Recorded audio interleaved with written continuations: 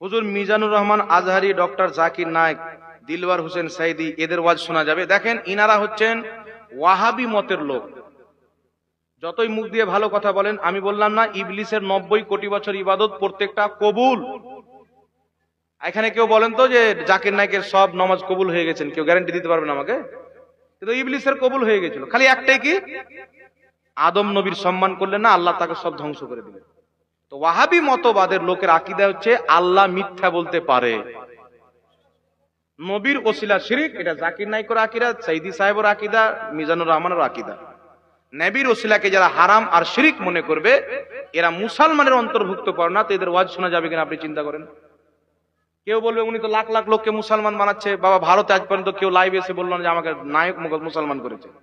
খৈর, মেনে নিলাম ওই 1 লাখকে মুসলমান করেছেন, মেনে নিলাম।